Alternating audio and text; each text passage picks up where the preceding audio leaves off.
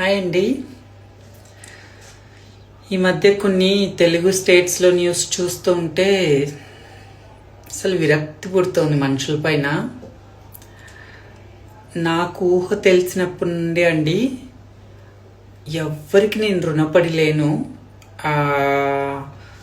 మా పేరెంట్స్కి ఒక్కటి, వాళ్ళు నన్ను కన్నందుకు వాళ్ళకి రుణపడి ఉన్నాను.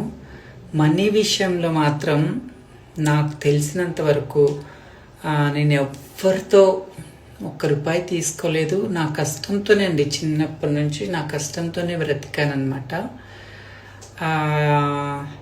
కానీ కొంతమంది ఉన్నారనమాట, వాళ్ళని ఇంకేమని సంబోధించాలో కక్కిని కూడి తింటున్నారనమాట వాళ్ళు. ఇంకా తెలుగులో ఇంతకన్నా పచ్చిగా నేను చెప్పలేనమాట. అరే, మీకు బద్ధకం అయితే వాళ్ళు వెళ్ళి కూర్చొని అడుక్కొని తిని బ్రతకండి.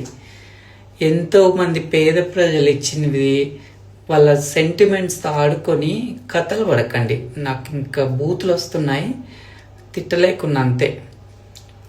అది నిజాలు ఏమో కానీ ఇప్పుడు ఏమైంది చూడు, ఎవరైనా నమ్మి ₹1 ఇస్తారా ఇప్పుడు? మీలాంటి వెధవలు చేసిన డ్రామాల వల్ల. సో ఇలాంటివి ఒకవేళ జరిగిందో లేదో కానీ దాని ఎఫెక్ట్ అనేది చాలా ఉంటుంది అనమాట. మారండి. అలాగపోతే మా కమ్యూనిటీ వాళ్ళు బెస్ట్ కదా, ఏదో బెగ్గింగ్ చేసుకొనైనా తింటారు. వీళ్ళొక్కటే కాదండి, చాలా ఇలాంటి మంది చాలా ఉన్నారు. సో జాగ్రత్తగా ఉండండి, ఇలాంటి వాళ్ళని అస్సలు నమ్మకండి. అలాంటి వాళ్ళని and people are sending money not because they are rich, they are just like sending with a kind heart.